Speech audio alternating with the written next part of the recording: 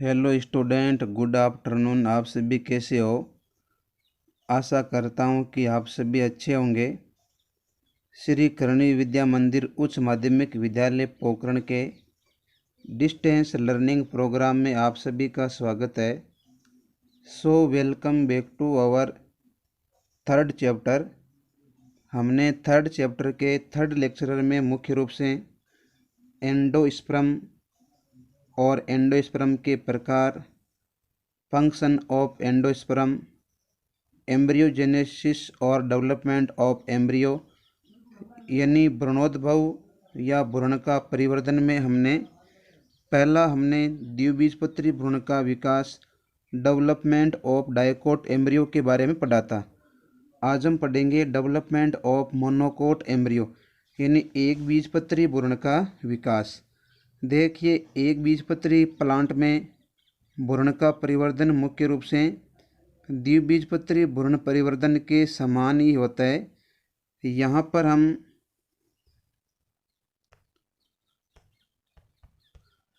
पर हम सेजिटेरिया, एक एग्जाम्पल है सेजिटेरिया,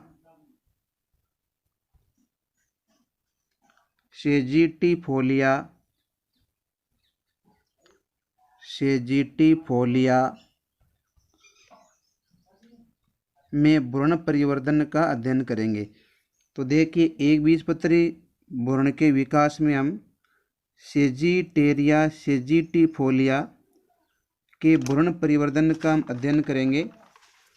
इसमें युग्मनज एक अनुप्रस्थ विभाजन के द्वारा विभाजित होकर द्विबीजपत्री की भांति एक आधारीय कोशिका और दूसरी शीर्षस्थ कोशिका बनाती है। ये जो आधारीय कोशिका है, यह दोबारा से विभाजित नहीं होती है, लेकिन एक पुटिका की तरह आकृति बना लेती है। इसी बीच शीर्ष कोशिका यानी ये जो शीर्षस्थ कोशिका होती है, इस अवस्था में पराग भ्रूण एक पंक्ति में लगी 3 कोशिका वाले पराग भ्रूण की मध्य कोशिका इसी बीच एक अनुप्रस्थ विभाजन के द्वारा 2 कोशिकाओं का निर्माण करती है। इनमें पुटिका की ओर वाली कोशिका मुख्य रूप से निलंबक और मूलांकुर तथा बीजपत्राधार का निर्माण करती है। तो देखिए, 3 कोशिका वाले पराग भ्रूण की जो मध्य कोशिका है, वो मुख्य रूप से अनुप्रस्थ विभाजन के द्वारा जो 2 कोशिका बनाती है, उनमें से एक पुटिका की ओर और दूसरी निलंबक की ओर जाती है, यानी वो मूलांकुर तथा बीजपत्राधार का निर्माण करती है। अब देखिए, अष्टांशक एक संरचना होती है जिसको हम बोलते हैं अष्टांशक के ओर की कोशिका विभाजन के द्वारा एक और वृद्धि करना प्रारंभ कर देती है। इस प्रकार पार्श्व स्थिति में मुख्य रूप से परांकुर का निर्माण होता है। पार्श्व सतह में किसका निर्माण होता है? परांकुर का। अष्टांशक की 8 कोशिकाएं प्रारंभ में परिणत विभाजन के द्वारा बाह्य त्वचाजन यानी डर्मेटोजन का निर्माण करता है। भीतर की ओर स्थित कोशिकाओं में लगातार विभाजन होने से अग्रस्थ एकमात्र बीजपत्र या मैं कहूँ कि वरुथिका का निर्माण होता है। ध्यान रहे कि यह परांकुर पार्श्व तथा बीजपत्र अग्रस्थ स्थिति में होता है। तो देखिए प्यारे बच्चों, मैं आपको एक बार दोबारा समझाने का प्रयास करता हूँ कि जो एक बीजपत्री भ्रूण है उसका विकास कैसे होता है। आप इन्हें नोट करेंगे। एक बीजपत्री पौधों में भ्रूण का परिवर्तन द्विबीजपत्री भ्रूण परिवर्तन के समान ही होता है। यहाँ पर हम सेजिटिफोलिया नामक भ्रूण का अध्ययन करेंगे। इसमें जो युग्मनज होता है यानी जायगोट है, वो मुख्य रूप से अनुप्रस्थ विभाजन के द्वारा क्या होता है? विभाजित होता है। और मुख्य रूप से द्विबीजपत्री की भांति एक तो आधारीय कोशिका और एक शीर्ष कोशिका में विभाजित हो जाता है। आधारीय कोशिका मुख्य रूप से दोबारा से विभाजित नहीं होती है, लेकिन एक पुट्टिका के समान संरचना बना लेती है। इसी बीच शीर्ष कोशिका, ये जो शीर्ष कोशिका होती है, यह अनुप्रस्थ भित्ति से विभाजित होती है, यानी यहाँ से ये क्या होती है, विभाजित होती है। इस अवस्था में मुख्य रूप से जो प्रो एम्ब्रियो है, यानी पराग भ्रूण, एक पंक्ति में लगी 3 कोशिकाओं वाले पराग भ्रूण की मध्य कोशिका, इसी बीच एक अनुप्रस्थ विभाजन के द्वारा जो 2 कोशिकाएं बनाती है, उनमें से पुट्टिका की ओर वाली छोटी कोशिका निलंबक बनाती है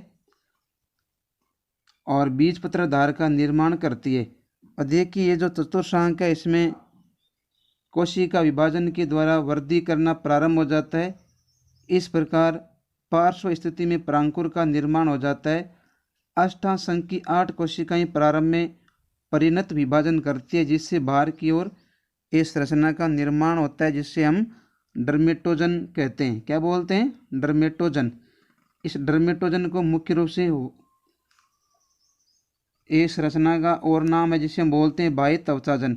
भीतर की ओर स्थित कोशिकाओं में लगातार विभाजन होता है, जिससे अग्रस्थ एकमात्र बीजपत्र, जिसे हम वरुथिका की बोलते हैं। वरुथिका को क्या बोलते हैं? बीजपत्र। ध्यान रहे कि यह प्रांकुर पार्श्व तथा बीजपत्र अग्रस्त स्थिति में होता है। 3 कोशिकाओं का बना होता है। इनमें सिरे की जो कोशिका होती है वो मुख्य रूप से 2 अनुदैर्घ्य विभाजन के द्वारा 4 कोशिकीय चतुर्थांग का निर्माण करती है। ये जो चतुर्थांग की कोशिकाएं होती है, इसमें वापिस मुख्य रूप से अनुप्रस्थ विभाजन होता है और क्या बन जाता है? अष्टांग बन जाता है। अब देखिए आगे हमारा टॉपिक है जिसका नाम है बीज का परिवर्धन, कि बीज का परिवर्धन किस प्रकार से होता है।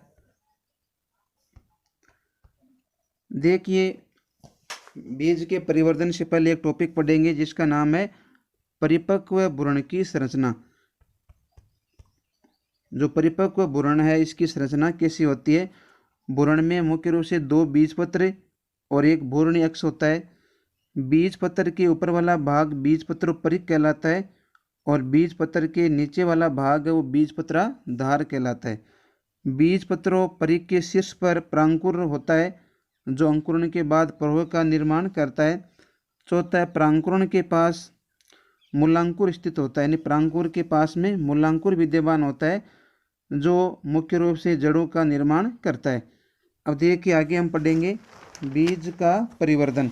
जो बीज है उसका परिवर्धन है वो किस प्रकार से होता है, इसके बारे में हम पढ़ेंगे। अब देखिए आवर्तबीजी पादपों में निषेचन के बाद भ्रूणकोश में भ्रूण तथा भ्रूणपोष का परिवर्धन होता है। देखिए जो आवर्तबीजी प्लांट होते हैं उनमें द्विव निषेचन की क्रिया के बाद भ्रूणकोश में भ्रूण तथा भ्रूणकोश और भ्रूणपोष का परिवर्धन होता है। इसके साथ साथ जो अंडाशय होता है उसमें अंडाशय और बीजांड में कुछ परिवर्तन होते हैं, जिससे बीजांड बीज के रूप में विकसित हो जाता है। तो देखिए आवर्तबीजी जो प्लांट होते हैं उनमें द्विव निषेचन के बाद भ्रूणकोश में भ्रूण तथा भ्रूणपोष का परिवर्तन होता है। इसके साथ साथ अंडाशय एवं बीजांड में कुछ अनेक प्रकार के परिवर्तन होते हैं, जिससे बीजांड वो मुख्य रूप से बीज का रूप धारण कर लेता है। बीजांड के दोनों अध्यावरण से बीजावरण बन जाते हैं। बीजांड के जो दोनों अध्यावरण होते हैं उनसे बीजावरण बन जाता है। जो बाह्य आवरण से बाह्य बीजचोल, यानी जो बाह्य आवरण है उसको हम बाह्य बीजचोल या टेस्टा कहते हैं, एवं अंत अध्यावरण से अंत बीजचोल या जिसे हम टेगमेन कहते हैं। बीजांड वृंत बीज वृंत में परिवर्तित हो जाता है। जो बीजांड वृंत होता है वो मुख्य रूप से बीज वृंत में बदल जाता है। नाभि का बीजांड द्वार, हरिपी एवं निभाग में कोई विशेष परिवर्तन नहीं होता है, यानी नाभि का है, बीजांड द्वार है, हरिपी है, निभाग है, उसमें कोई विशेष परिवर्तन नहीं होता है। अब देखिए इनके ऊतकों में परिपक्वता आ जाती है। बीजांड काय भ्रूणपोष परिवर्धन के समय उपयोग में लाया जाता है। जो बीजांड काय है उसमें भ्रूणपोष परिवर्धन के समय है वो काम में लिया जाता है, लेकिन कुछ पादप जैसे काली मिर्च में यह भ्रूणपोष के चारों ओर एक पतली झिल्ली के रूप में दिखाई देता है, जिसे परिभ्रूणपोष कहते हैं। तो बच्चों, परिभ्रूणपोष किसे कहते हैं? देखिए, कुछ पादप ऐसे होते हैं जैसे काली मिर्च में ये जो भ्रूणपोष है उसके चारों ओर एक पतली परत बन जाती है, उसी पतली परत या झिल्ली को हम क्या बोलते हैं? परिभ्रूणपोष। कुछ पादपों में बीजांड के चारों ओर, बच्चों ये मोस्ट है जो चीज़ बोल रहा हूँ, देखिए कुछ पादपों में जो बीजांड होते हैं उनके चारों ओर एक मांसल आवरण पाया जाता है जिसे एरिल कहते हैं। इसका उदाहरण लीची। देखो, लीची मुख्य रूप से खाने के काम में आती है। अब देखिए, इसके अलावा यूफोरबिएसी कुल के कुछ पादपों में बीजांड द्वार वाले छोर पर एक सफ़ेद रंग की संरचना बन जाती है जिसे कैरेंकल कहते हैं। एग्जाम में पूछा जा सकता है कि एरिल और कैरेंकल में क्या अंतर है। तो कैरेंकल में आप लिख सकते हैं कि यूफोरबिएसी कुल के जो प्लांट होते हैं उनमें बीजांड द्वार वाले छोर पर एक सफ़ेद रंग की संरचना बन जाती है जिसको हम कैरेंकल कहते हैं। उदाहरण है अरंडी है, या फिर अधिकांश जो एक बीजपत्री प्लांट है उसमें बीजांड द्वार वाले सिरे पर एक पलकनुमा संरचना और पाई जाती है जिसे ओपरकुलम कहते हैं। देखिए, ओपरकुलम किसे कहते हैं? एक बीजपत्री प्लांटों में बीजांड द्वार वाले सिरे पर एक पलक के समान संरचना पाई जाती है, उन्हें ओपरकुलम कहते हैं। अब देखिए, अभी आपने भ्रूणपोष है, टेस्ट है, टेगमेन है इत्यादि पढ़ा था। तो बच्चों, ये ओपरकुलम क्या हो गया कि एक बीजपत्री प्लांटों में बीजांड द्वार वाले सिरे पर एक पलक के समान संरचना बन जाती है जिसे हम ओपरकुलम कहते हैं।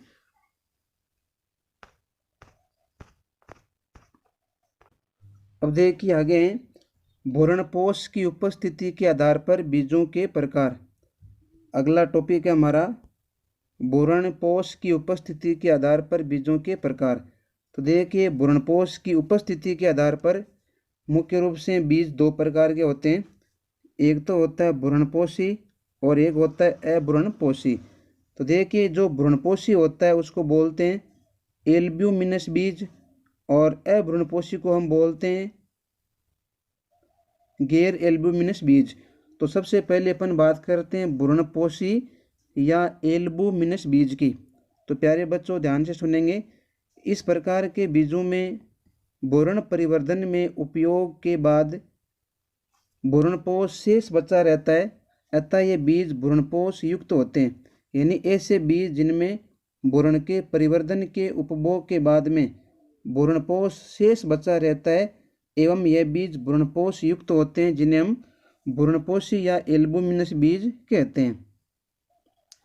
तो देखिए, इनके एग्जाम्पल जितने भी एक बीजपत्री प्लांट है जैसे मक्का है, बाजरा है इत्यादि के जो बीज होते हैं वो इनके उदाहरण है।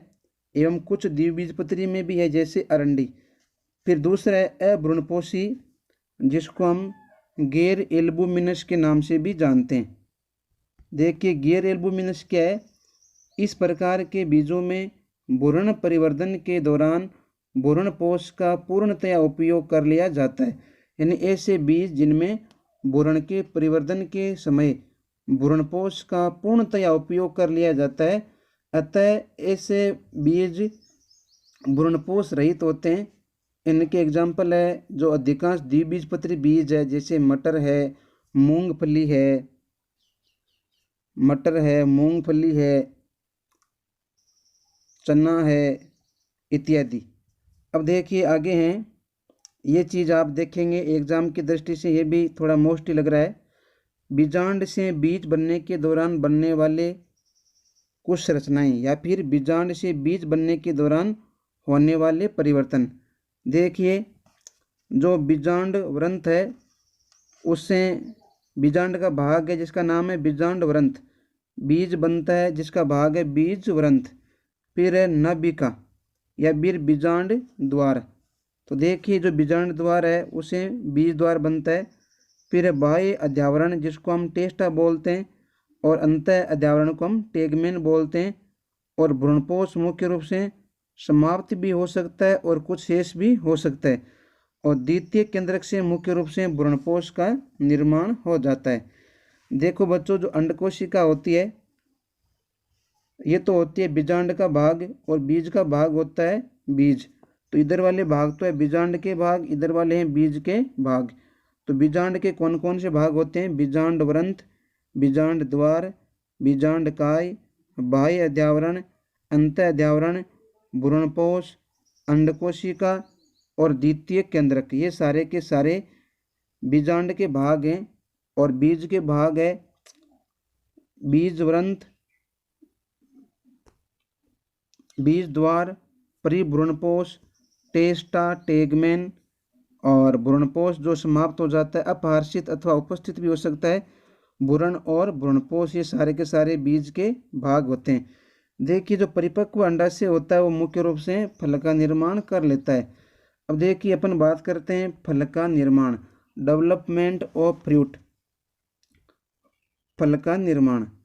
ये टॉपिक भी एग्जाम की दृष्टि से इम्पोर्टेंट माना जाता है। देखिए, पहली बात तो हम बात करते हैं कि फल किसे कहते हैं।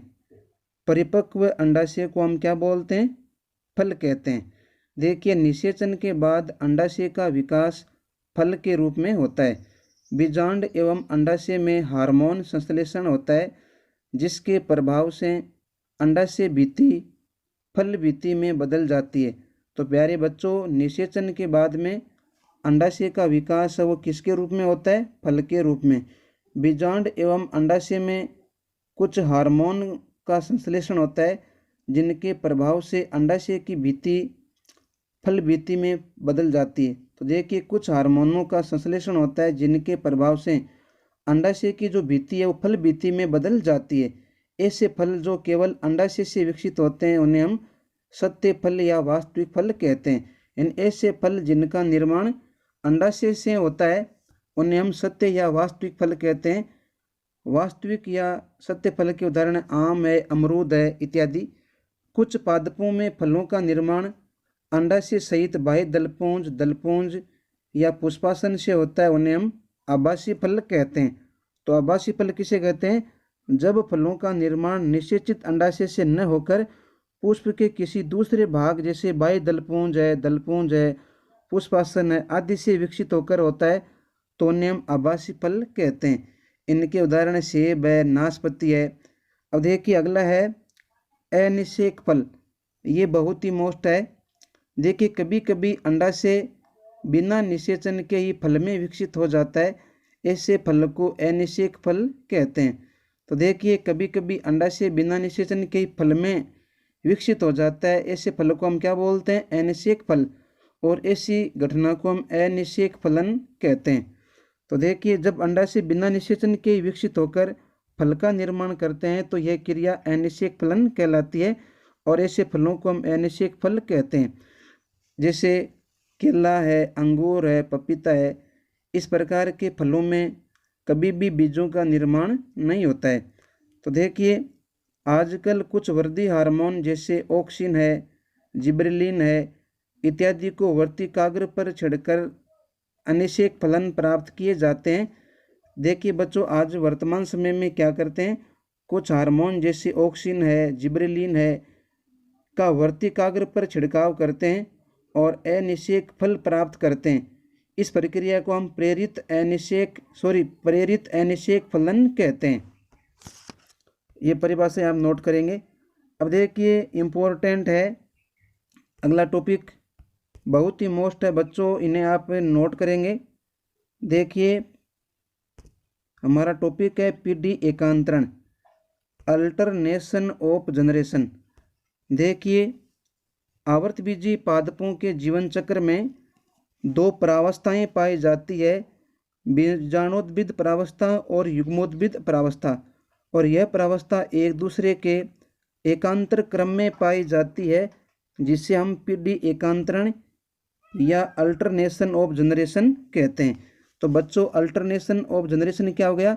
आवर्तबीजी पादपों के जीवन चक्र में दो परावस्थाएं बीजाणुद्भिद और युग्मोद्भिद पाई जाती है। यह परावस्थाएं एक दूसरे के एकांतर क्रम में आती है, जिसे हम बोलते हैं पीढ़ी एकांतरण। देखो बच्चों, जो बीजाणुद्भिद प्रावस्था होती है यह तो द्विगुणित होती है, और जो युग्मोद्भिद प्रावस्था होती है यह होती है अगुणित। तो देखिए आगे इसके बारे में अपन डिटेल से पढ़ते हैं। सबसे पहले करेंगे बात हम बीजाणुद्भिद प्रावस्था। बच्चों, जो ये बीजाणुद्भिद प्रावस्था होती है ये होती है द्विगुणित। इन्हें आप सावधानी पूर्वक समझेंगे। तो देखिए, बीजाणुद्भिद प्रावस्था एक द्विगुणित प्रावस्था होती है। यह एक लंबी अवस्था है जिसकी शुरुआत मुख्य रूप से युग्मनज से होती है। तो बीजाणुद्भिद की जो शुरुआत है वो कहाँ से होती है? युग्मनज से। युग्मनज यानी जायगोट, और ये क्या होता है? द्विगुणित। यह अवस्था मुख्य रूप से पादप के कायिक भाग जैसे जड़, तना, पत्ती इत्यादि में विभाजित होती है, जो पुष्पन के समय मुख्य रूप से पुमंग व जायांग बनाती है। तो ये पुष्पन की क्रिया के समय क्या बनाती है? पुमंग और जायांग। पुमंग और जायांग से, यानी पुमंग से मुख्य रूप से पोलन मदर सेल बनती है और जायांग से एग मदर सेल बनती है, और ये भी मुख्य रूप से क्या होती है? द्विगुणित। पीएमसी और ईएमसी में मुख्य रूप से अर्धसूत्री विभाजन के द्वारा मुख्य रूप से नर युग्मक और मादा युग्मक बनते हैं। मैं आपको दोबारा भी समझाऊंगा डिटेल से, आपको घबराने की जरूरत नहीं है। दूसरी परावस्था जिसको हम बोलते हैं युग्मोद्भिद परावस्था। प्यारे बच्चों, दूसरी परावस्था कौन सी है? युग्मोद्भिद परावस्था। देखिए, यह एक अगुणित परावस्था होती है, यानी हेप्लॉइड परावस्था है। यह अवस्था मुख्य रूप से युग्मक बनने के साथ ही प्रारंभ हो जाती है। यानी मैंने बताया अभी कि जो बीजाणुद्भिद परावस्था होती है इसमें नर युग्मक और मादा युग्मक बनते हैं। इसी के बाद में कौन सी अवस्था बनती है? युग्मोद्भिद परावस्था। यह परावस्था मुख्य रूप से अल्प अवधि की अवस्था होती है, जो पोषण के लिए मुख्य रूप से किसके ऊपर निर्भर करती है? बीजाणुद्भिद अवस्था पर। इस अवस्था में नर युग्मक पराग कण में जनन कोशिका के विभाजन से बनते हैं। तो प्यारे बच्चों, इस कंडीशन में जो नर युग्मक है वो पराग कण में जनन कोशिका के विभाजन से बनते हैं, और मादा युग्मक अंड कोशिका के रूप में होते हैं। युग्मकों के संलयन से मुख्य रूप से द्विगुणित युग्मनज बनता है, जो बीजाणुद्भिद की प्रथम अवस्था होती है। तो देखिए, बीजाणुद्भिद प्रावस्था के बाद में युग्मोद्भिद अवस्था, और युग्मोद्भिद अवस्था के बाद में बीजाणुद्भिद प्रावस्था पाई जाती है। इस प्रकार की प्रक्रिया को ही हम क्या बोलते हैं? Alternation of generation. इस प्रकार एक पौधे के जीवन चक्र में बीजाणुद्भिद और युग्मोद्भिद अवस्थाएं एकांतर क्रम में एक के बाद एक आती है। यह मुख्य रूप से क्या कहलाती है? अल्टरनेशन ऑफ जनरेशन, यानी पीढ़ी एकांतरण। प्यारे बच्चों, मैं आपको एक बार दोबारा समझा देता हूँ कि पीढ़ी एकांतरण क्या होती है।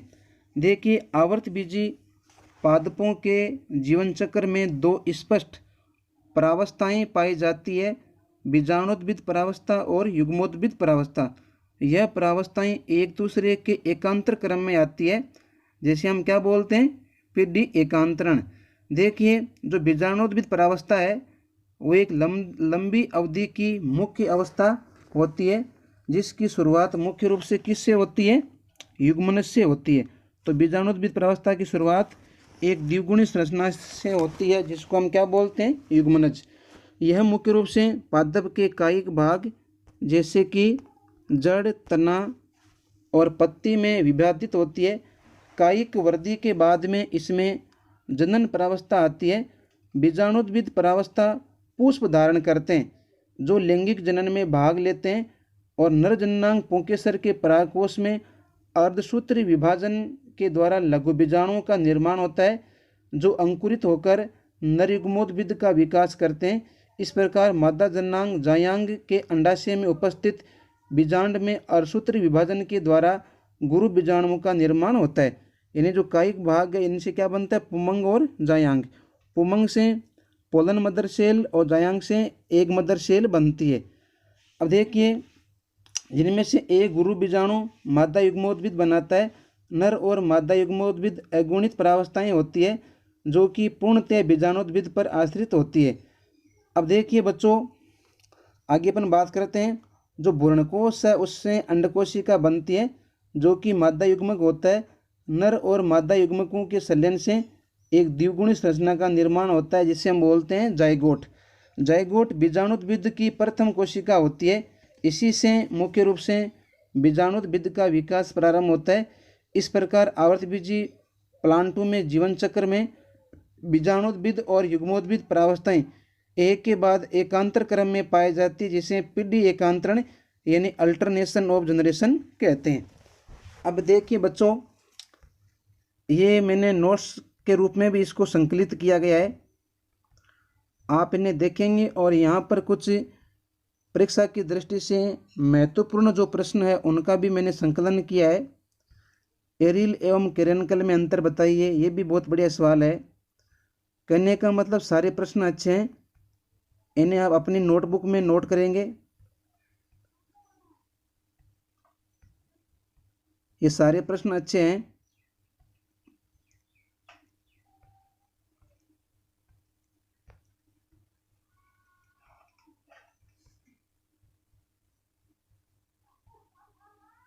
ये सारे प्रश्न अच्छे हैं बच्चों, आप इन्हें कॉपी में नोट करेंगे। प्यारे बच्चों, ये मेरा आपको वीडियो अच्छा लगा है तो इसे लाइक कीजिए, सब्सक्राइब कीजिए और बेल आइकन वाला बटन दबाइए। देखिए बच्चों, मैंने अच्छे अच्छे प्रश्नों का संकलन किया है यहाँ पर।